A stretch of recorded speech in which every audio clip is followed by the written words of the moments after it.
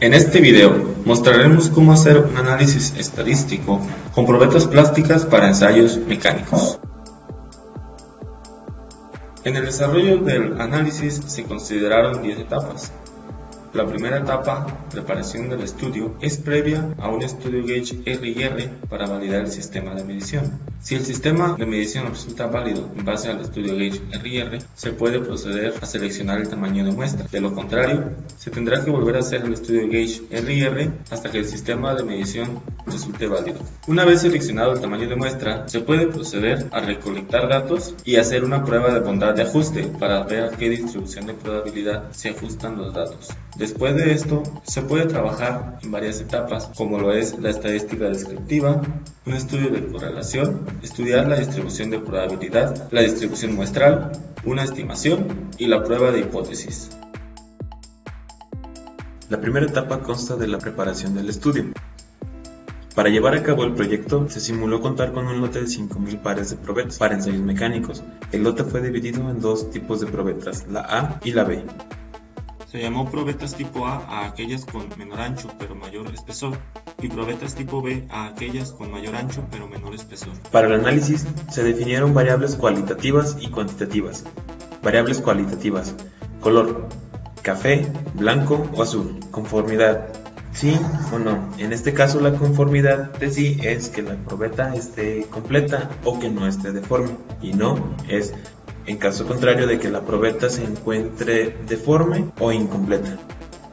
Variables cuantitativas son variables continuas. En este caso se va a medir el ancho en milímetros, así como el espesor también en milímetros. Etapa 2. Estudio gauge R&R. Se espera que las probetas fallen en la parte central durante los ensayos mecánicos. Esto es, aquí no se comienza a deformar. Para las mediciones se usó un calibrador digital tipo Vernier marca Leon Wave. La hoja de recolección de datos incluye la variable a medir, fecha, responsable, lugar de medición, número de mediciones, operador, instrumento de medición, la escala y, por supuesto, las mediciones. El estudio gauge R&R nos permitió analizar y mejorar nuestro sistema de medición. Para llevarlo a cabo nos basamos en el manual MSA y en Minitab.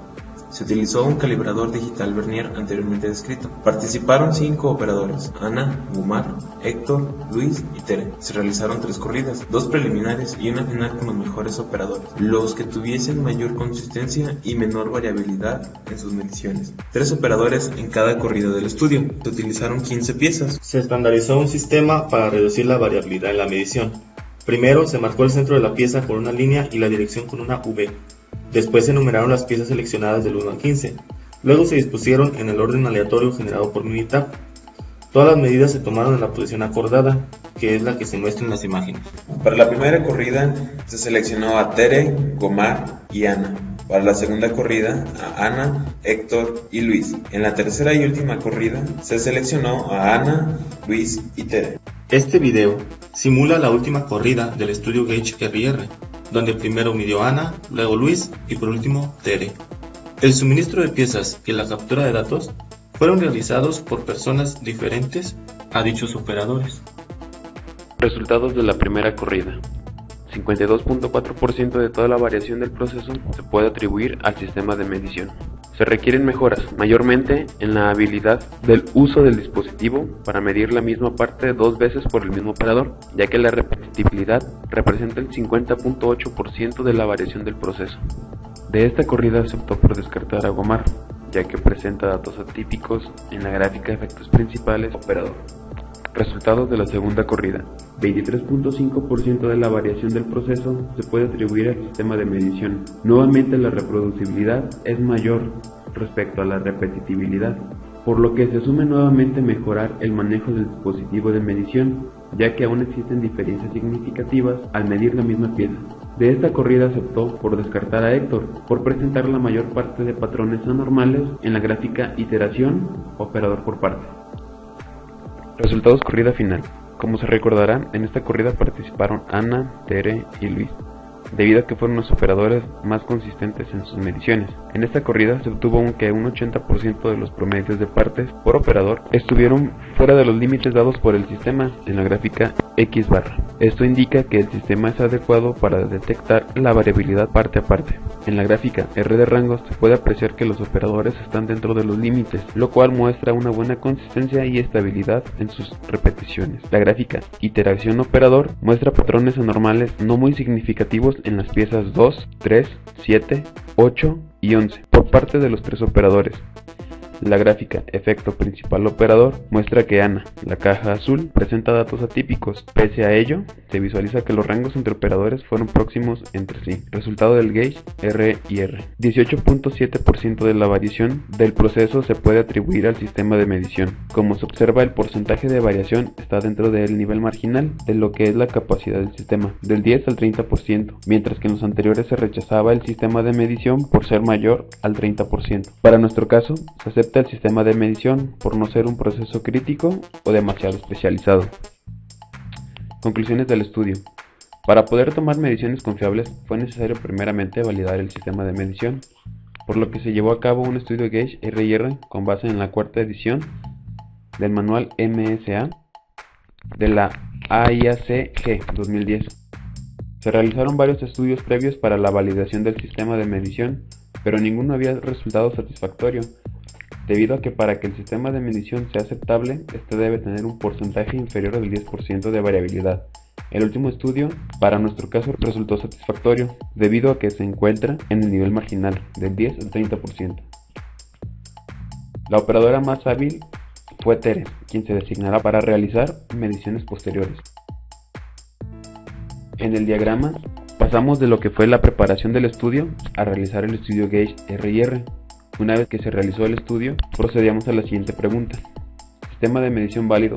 Como vimos anteriormente, dos de los sistemas se rechazaron, entonces fue necesario realizar un tercer estudio. Este lo validamos aún con el 18.7%. Solo una vez que el sistema de medición resultó válido, se procedió a la tercera etapa del estudio, que fue la selección del tamaño de muestra. Seleccionar el tamaño de muestra cumple con dos propósitos. En primer lugar, nos permitirá hacer una inspección de muestreo por atributos. También nos servirá para análisis estadísticos en secciones posteriores.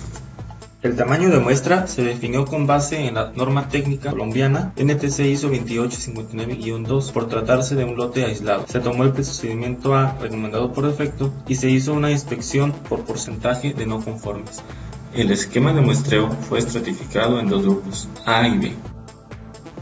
Para la inspección de muestreo por atributos se consideran los siguientes parámetros: un tamaño de lote de 5000 para ambos grupos de probetas, una calidad deseada del 10%, la calidad límite normalizada obtenida de la tabla C de la norma es de 32%, el tamaño de la muestra en ambos casos es de 80. Se tiene asimismo un número de aceptación de 18 y el número de rechazo de 19. Las probetas se seleccionaron con base en números aleatorios generados en Minitab.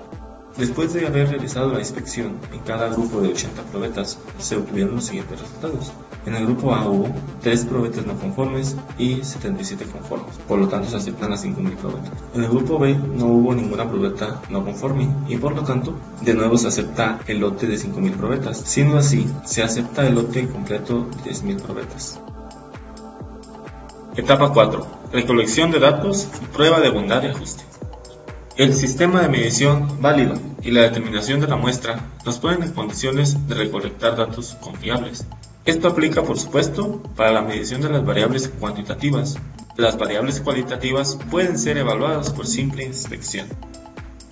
En la muestra de probetas tipo A, se usaron las 77 probetas conformes y las 3 no conformes fueron reemplazadas al azar para poderles tomar medidas. En la muestra de probetas tipo B, las 80 probetas pasaron a inspección, por lo que no se necesitó sustituir ninguna. La prueba de bondad de ajuste de Minitab, ilustrada en los gráficos, muestra que ni el ancho ni el espesor de la muestra de probetas tipo A siguen una distribución normal. En el caso de la muestra de probetas tipo B, solo el ancho sigue una distribución normal. Sin embargo, para efectos de análisis posteriores, se asumirá que todas las variables tienen un comportamiento aproximadamente normal. Una vez recolectados los datos y hecho la prueba de bondad de ajuste, pasamos a la estadística descriptiva. Como ya se mencionó, se identificaron variables cualitativas y cuantitativas. Se seleccionaron 80 piezas de cada grupo de probetas por dos razones. Se necesitan más de 30 datos para analizar aspectos como la bondad de ajuste o el estudio de correlación. Este número de piezas corresponde a los parámetros de muestreo descritos previamente en la sección 3. Las variables cualitativas consideradas fueron el color, ya sea café, blanco o azul, y la conformidad, si son completas o no, si están deformes o no.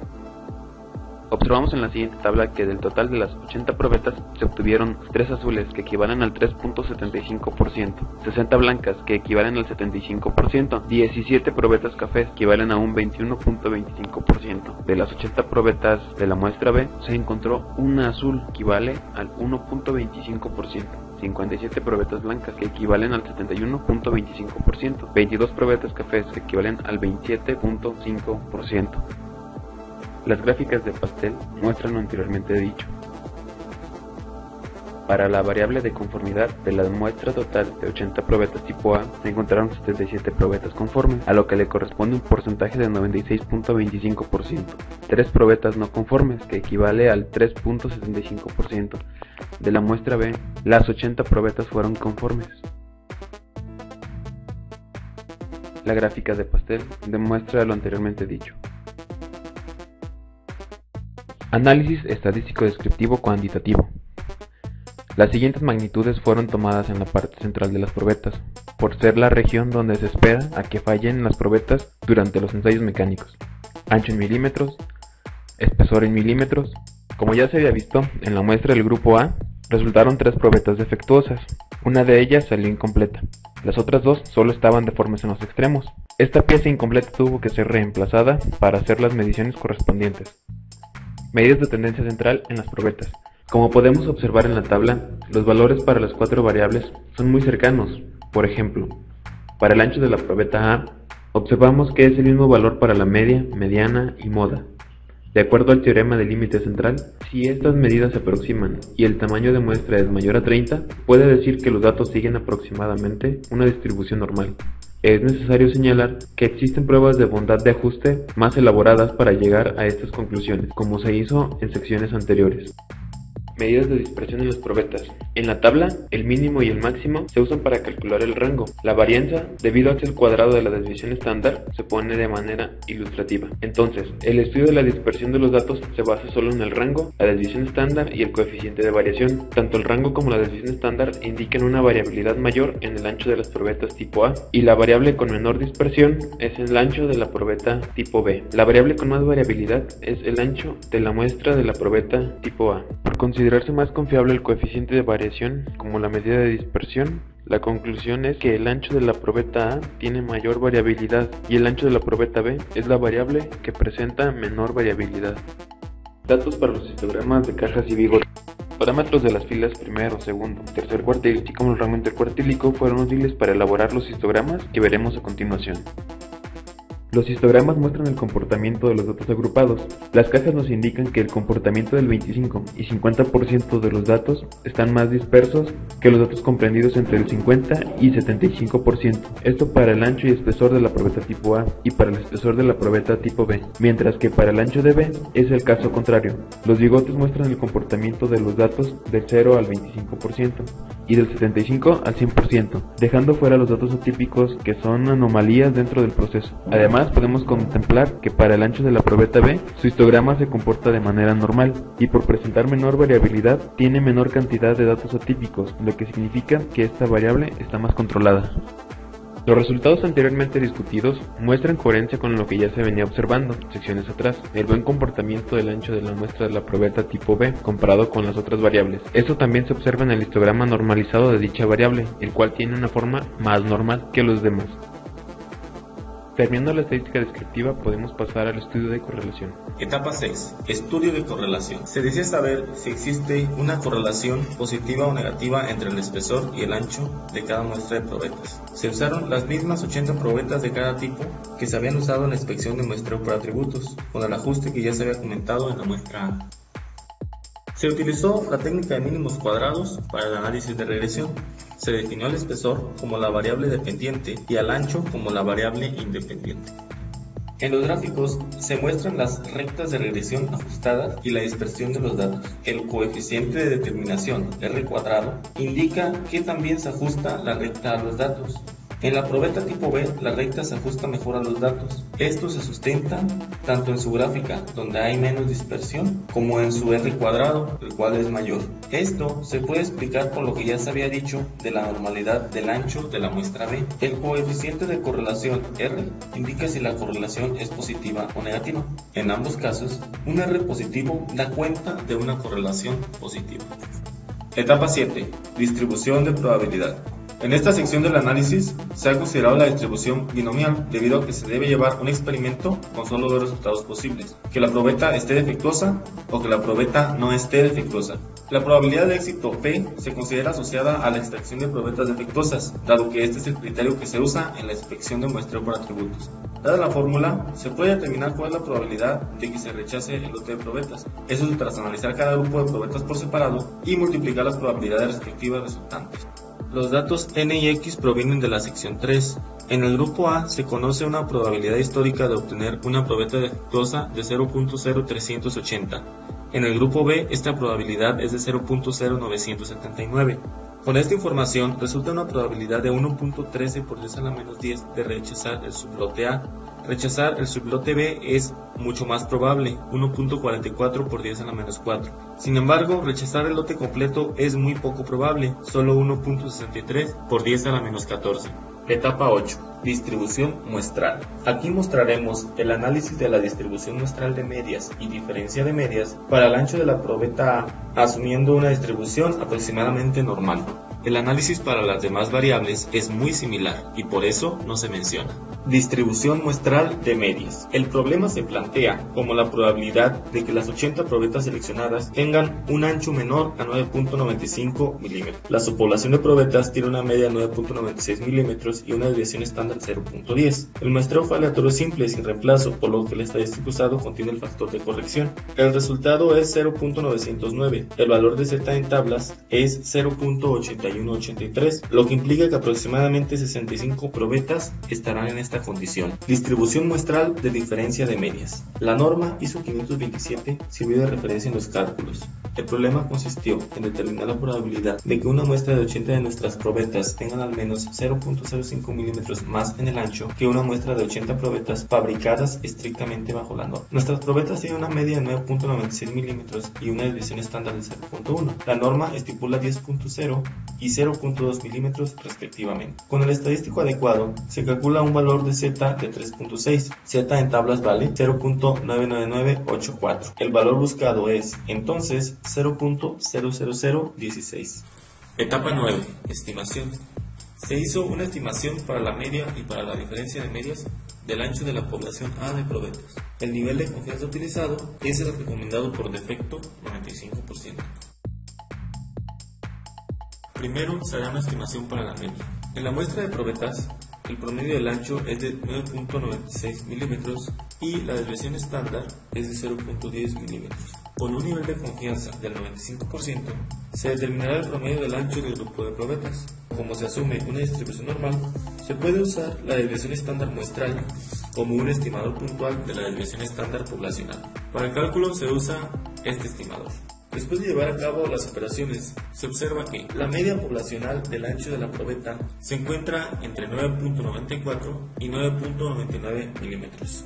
Para estimar la diferencia de medias, se compararon las probetas producidas en el laboratorio de ingeniería industrial con las fabricadas estrictamente bajo la norma ISO 527. De nueva cuenta, la variable analizada fue el ancho de las probetas. Las variables de interés son la media y la desviación estándar. El estadístico para el cálculo es el que se acaba de mostrar, dado que se sabe que las poblaciones se distribuyen de manera aproximadamente normal. En el intervalo de solución se incluye el cero, como se puede observar. Se concluye que no hay evidencia para creer que hay diferencia entre las probetas elaboradas en el laboratorio industrial y las elaboradas estrictamente bajo la norma. La última etapa es realizar la prueba de hipótesis. Se utilizará la prueba de hipótesis para las medias muestrales, así como también un nivel de significancia de 0.05.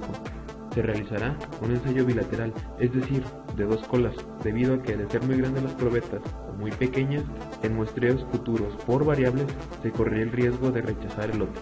Trataremos también con la población finita de 10.000 probetas, 5.000 probetas tipo A y 5.000 probetas tipo B. Para los cálculos se utilizará la siguiente fórmula.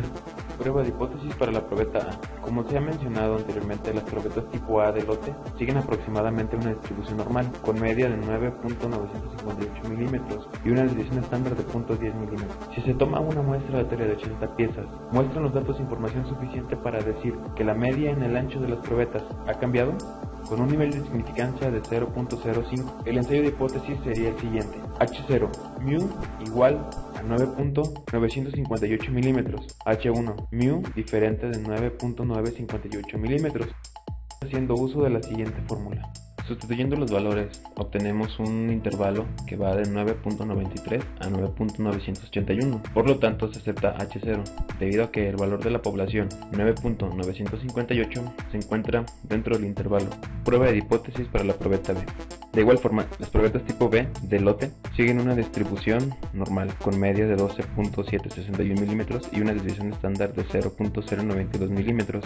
Si se toma una muestra aleatoria de 80 piezas, muestran los datos información suficiente para decir que la media en el ancho de las probetas B ha cambiado. El ensayo de la hipótesis será H0, mu igual a 12.761, H1, mu diferente de 12.761.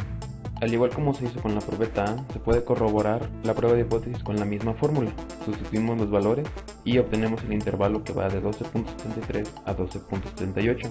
Por lo tanto, se acepta H0, debido a que el valor de la población 12.761 se encuentra en el intervalo. Conclusiones finales.